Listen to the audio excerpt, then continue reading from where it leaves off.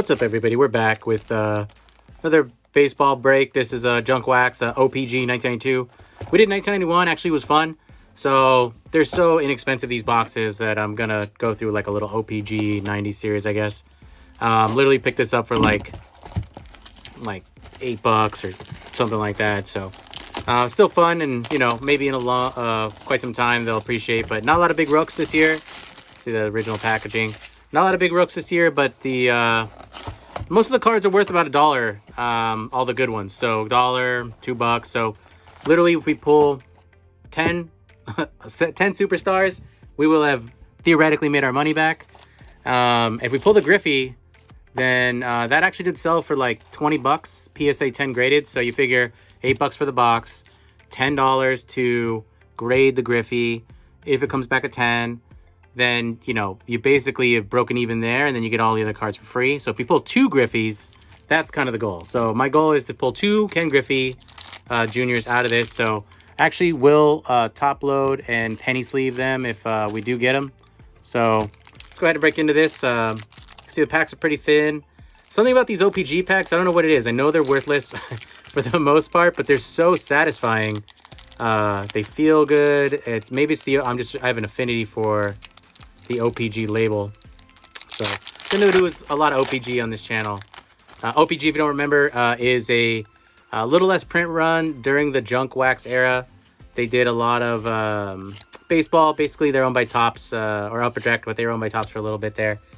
And based out of London and Canada, so they basically print cards a little differently. They wouldn't always add all the same players in. So I use the term rare very loosely, but rarer than similar cards with the same pictures from this era. So you always want, if you have a card that's great with a great player and it says OPG somewhere on the card, sometimes it's here. There's Deion Sanders. His card's actually going down in the set from what I saw. Carlton Fisk. So, you know, not super, a little lackluster, but I don't know. I have a weird affinity towards these cards. You know, you'll go online, and trust me, the value on this is few and far between, but you'll go online and you'll look at Beckett. It's confusing, right? You look at Beckett or something like that, and it's like, yeah, the card's 30 cents, but then it's listed for like $20. There's a big unit, Randy Johnson, pretty sweet. Probably worth $2. So Barry Bonds, sweet, like that. Eddie Murray, Dale Strawberry. So we get some cool cards, but you'll see them listed for 30 cents on Beckett. List them for $20, $10 on eBay. But like I said, you can list it for whatever you want. So you want to go to recently sold. So most of these cards, if they ever do sell, they're in great condition, and they're selling for about $1 or $2 a piece. So, you know, you can use your little resources there and find out. Ruben Sierra, it's a nice card too. Eric Karros again already. You can find out which cards have some value. But it's also fun for me to add to the collection. I like personally bolstering like my Griffey, you know, Cal Ripken, Barry Bonds, Randy Johnson. You know, you just add them to your collection there. Chuck Knobloch, Tom Glavine, I collect a lot of him. Sammy Sosa, cool. Craig Biggio, nice. So a couple good packs there and back to back. I like building out those sets, and then, you know, you'll have a couple epic cards in there. Hopefully more than less, and then, you know, you always need some background dancers, right? So I look at these cards. You know, you can have one amazing card, but if you have 20 Griffies and 5 are awesome, it just feels like, yeah, really, really nice. There's George Brett, Hall of Famer, great player. Joe Carter, back to back. I don't know what that means. Probably nothing. Heath Miller, Royce Clayton. Gonna try to go through this a little quicker, especially since it's junk wax. So see if we can't knock this out quick. Find a couple Griffs. Tell ourselves mentally that we theoretically made our money back and made a little. But actually, kind of, it's funny because now that I'm talking about it, I do really want Ken Griffey of this set. So, you know, a little bit of personal motivation there as well. And listen, the price is right. Honestly, opening packs for 20 minutes for $7. I mean, there's worse things to do with your time. So, you know, see a movie for an hour for $30 now. So I think it's got its value. So All right. This is ahead of its time. All the new packs now have 6 cards and 4 cards, and you know, back in the day, it was a Wednesday, by the way. Lenny Dykstra right there. Back in the day, 80s, 90s, you know, you'd get 16 cards, jumbo packs with like 30 cards or something. So this is pleasurable for sure. There's a second Deion Sanders already. So there's Chris Gwynn. Back-to-back Tom Cannonati. So we're getting a lot of odd back-to-backers, huh? So not sure how they used to fill or pack these. Pretty cool packs, right? It says O-Pee-Chee. Honestly, like the packs, the packs look more enticing than the cards, but you know, they're made to be open. Oh, sorry, there's a little blooper. But I got this silicone mat, so you know, now and again it'll save me. David Justice was one of my favorite players back in the day. Ryan Sandberg, that's a great card. I always pull them out after. It's like a weird like method. I have a couple players, I'll just keep putting them on the side. And then I start this generic pile that I'm like, oh, I have a little more affinity towards. And then I'll pull like Ryan Sandberg and everyone else out, and I'll put them in their collection when I can just add them right here. I don't know. There's a Frank Thomas card, O-Pee-Chee. Pretty cool. I think this one was like $2 or something, $3. Kind of cool. Oh, Jeff Bagwell. Pretty sweet. All right. So did a box of 1986 O-Pee-Chee. You can see on this channel here. Mixed feelings about it, but got some good cards out of there. And they're not all winners, and it was a really tough era. So I don't feel like this is Chris Sabo. I don't feel like it was pre-searched, but if you watch that video, you'll see I'm pretty suspicious on the box. So let me know what you if you ever watch it. Let me know what you think. I'm unsure. All right, if you like this kind of content also, and you know, we do a lot of breaks on the channel: football, basketball, baseball, hobby collecting, Paul Molitor, like that, like Pokemon and some other randos.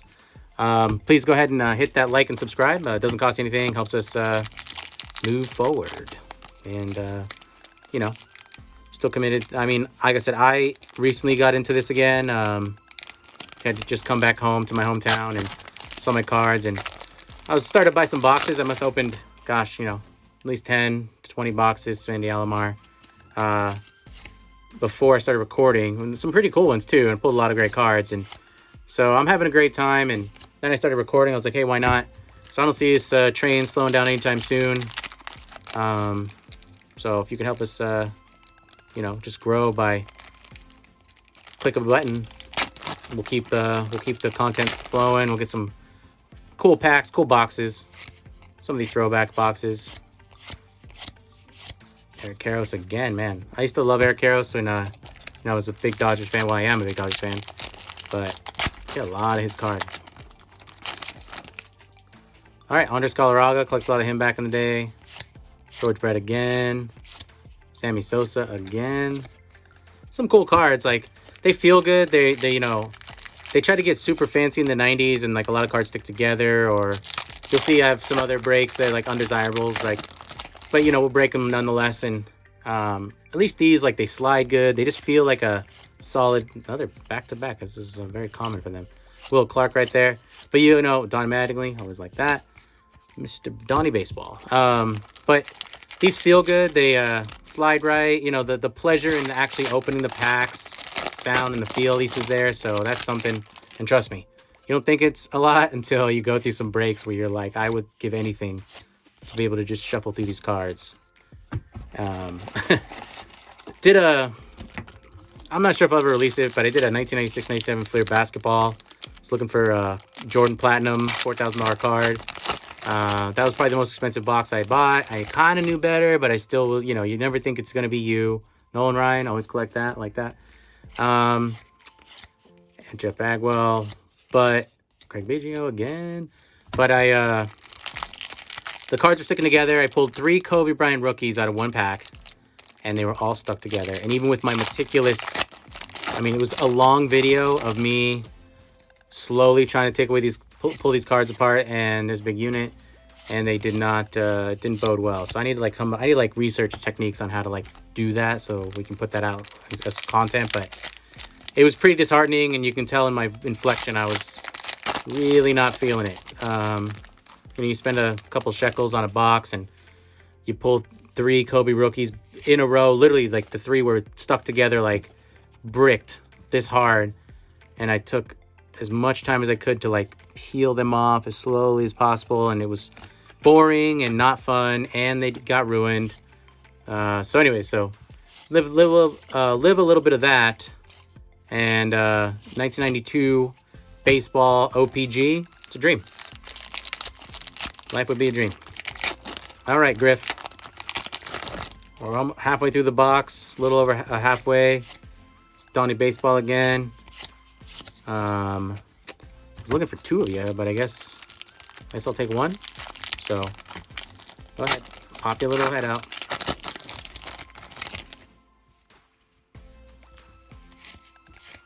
George Brett. A little junk wax. I remember one of my fondest memories. You know, it's with my family, my cousins. We collect a lot of like Donruss, and I remember this Frank Thomas again, like that. One of my uncles, Uncle Ron, he basically would come over, a couple boxes of junk wax baseball, and give us like an afternoon and a half to open, organize, trade. It was pretty cool. So, you know, those are the good memories. This was before the internet, kids. So, you know, that meant a ton. Trust me. I love the internet. I'm all about it. But there is something very calming about the times you can like channel back into by opening these packs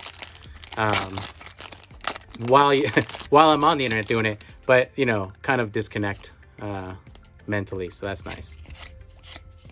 Oxymoron while I record. But hey, you know what? My feelings, my way. All right. So, no. There's Mark McGuire. Back-to-back marks. Okay, I'll take that at least. It's an interesting card. I haven't seen that before.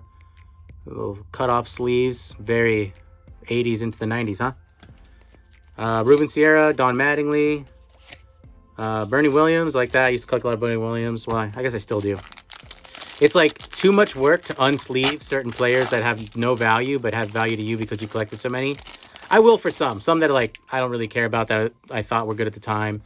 But when you have like I have 40 Mo Vaughn cards in Tino Martinez, that's good. 40 Mo Vaughn cards in plastic sleeve. It's our last packs. It's more work almost to unsleeve them. So you just keep adding to the collection and you just end up with these random players where you're just like, people are like, why would you have a million of those? It's like, well, because I gotta. Barry Bonds, always like that. Always take Barry Bonds. Cards look great. This black background actually on this card makes this pop really, really well. So that's a great card. Really big fan of that. So that's cool.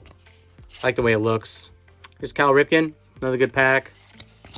Bip Roberts. All right. These are our last, what is it, 6? It feels like 2. So thin. And no Griff yet, but, you know, we're pulling everyone else, so I don't see why he wouldn't join in. Well, Mark wanted to make a 3rd appearance, so we're okay with that. It's Ryan Sandberg. Well, and Tony Gwynn. Cool. And Wade Boggs. Nice. Dennis Eckersley. Also good, but I'm going to put you over here, Dennis. Kind of like, it's fun when you get a ton of Hall of Famers or a ton of great cards back to back to back to back. Still, get that little cool adrenaline rush. Doesn't cost you much. George Brett, Will Clark, another Tony Gwynn. All right, Griff. So between all those cards, if I was to sell them one by one with, you know, cents on the shipping, we would make all of our money back. But, you know, how much is your time worth? Ruben Sierra. I've been going pretty quick. I'm not sure if I saw one already, but I haven't seen any of those, like, insert no-hitter or steals, like, yellow tag here. I probably have some over there that there's Ivan Rodriguez, Pudge, that I went through pretty quick. Yeah, Strawberry, cool. But Robin Yount, I know I skipped him, but now I'm just Now I'm in it to win it. But it's interesting. I haven't seen any of those, so not bad. All right, Griff. Well, I guess the epic thing would be the last pack. We've been getting a lot of twofers. Get 2 back-to-back Griffs. Why not?